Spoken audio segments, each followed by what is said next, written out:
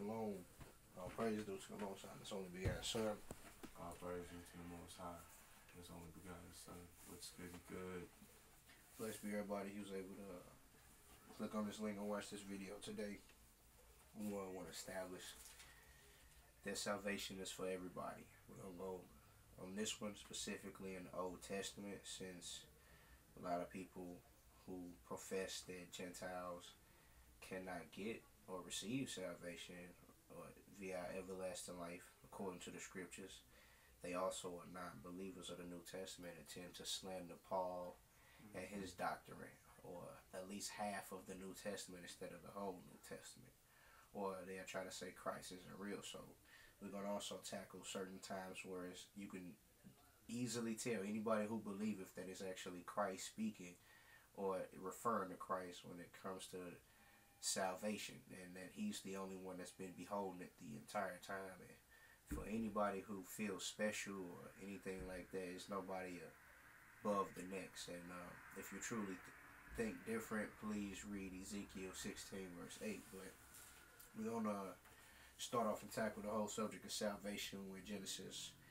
We're going to go at 49 verse 18.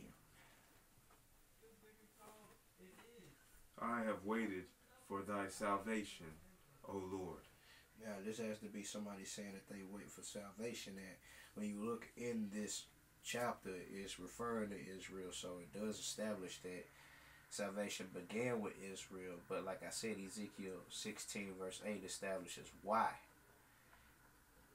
So, like I said, nobody is above the next, and it shows that back in the Old Testament there has been salvation, and only one person can hold the salvation unless anybody want to profess that the Bible contradicts itself.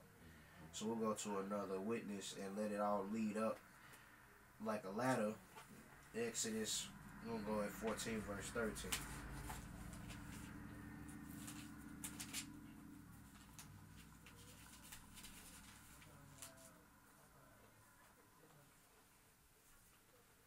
And Moses said unto the people, Fear ye not, stand still, and see the salvation of the Lord, which he will show to you today. For the Egyptians whom you have seen today, ye shall see them again no more forever. Those specific Egyptians were of no more remembrance, and I'm pretty sure it's probably why people still be seeking and trying to get artifacts from Egypt and life from Egypt, because they want to detest God or detest Christ as if he plays any games. And this says Moses actually is speaking of the salvation. So he's establishing back then that this is the example of salvation and bringing somebody in a way where the eyes can see. So those who wait on him can see salvation even greater than this. Let's go to another witness. We'll go to 1 Chronicles 16 and verse 23.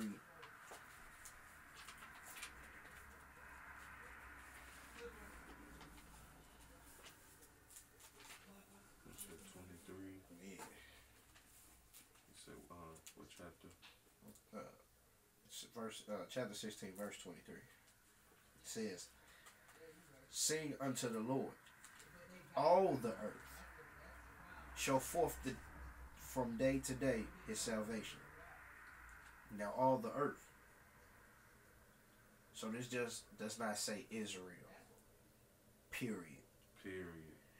And will we be saying that they will be doing it in vain? No. Because right now, we have a Jew and a Gentile right now professing the name of the Most High.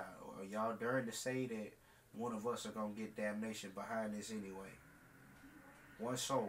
Are y'all really willing to say that, and we are putting our lives on the line knowing that we care nothing else about doing this for Christ and receiving the reward of Revelations 21 verses 9 on down?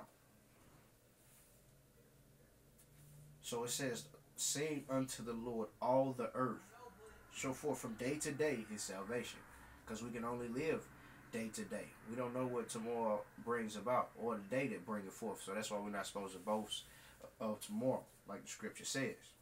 Let's go into another witness that brings up salvation for everybody. Let's go to Psalms 24.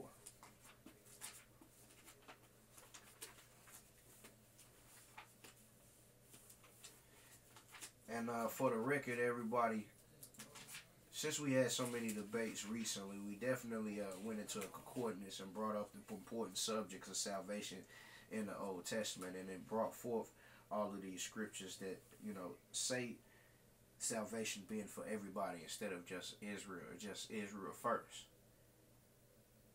So we're going to Psalms 24 verses 3. Who shall ascend into the hill of the Lord? And who shall stand in his holy place? He that hath clean hands and a pure heart, who hath not lifted up his soul unto vanity, nor sworn deceitfully. He shall receive the blessings from the Lord, and righteousness from the God of his salvation. Okay. Now, is that isolating Israel only? Once again, when it brings up the subject of salvation? I'm not seeing that. Let's go to 37 verse 39.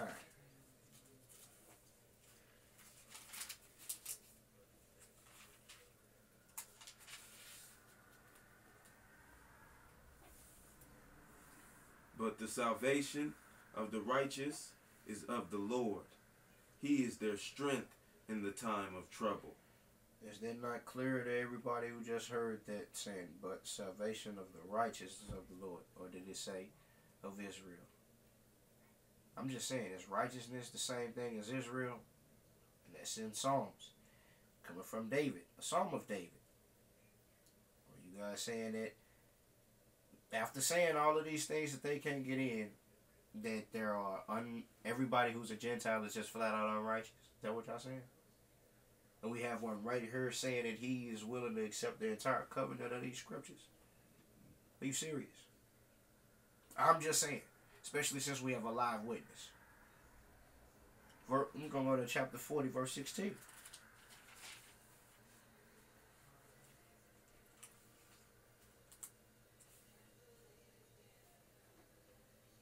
Let all those that seek thee rejoice and be glad in thee. Let such as love thy salvation say continually, the Lord be magnified. Now, is that saying Israel only, or is it saying let all those that seek thee? I'm just saying. These are more witnesses saying the same thing. And there's also another Psalm of David. We'll go to another witness. We'll go to 50, verses 22 and 23.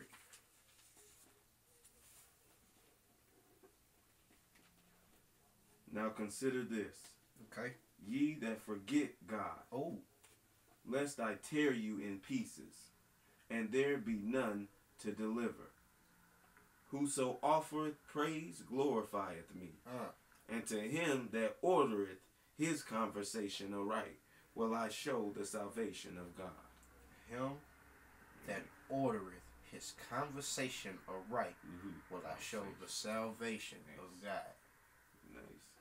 Are you trying to tell me every single Gentile on this planet, especially those that was born before Israel, have no order in this conversation, all right, at all? None. All of them was just to the wicked, especially as we have a live witness now. Okay. All right. I'm just saying. Let's go to 78. And those who want to be against Gentiles, you might want to also check Genesis 38 verses 20 about those who are professing to be Jews, of course, Negroes on the captivity of America. You claim their side, okay. Then what about your forefather Judah, who had a friend in Genesis 38 verse 20? Is that person going to receive eternal damnation because he's a Gentile? I'm just saying.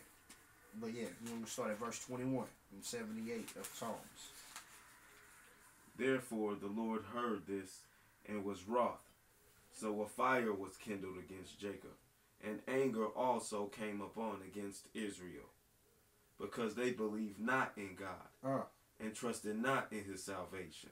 Now, who is he saying didn't trust in his salvation of all the people who just want to be so glad that they cornerly Israel? Against Jacob, and anger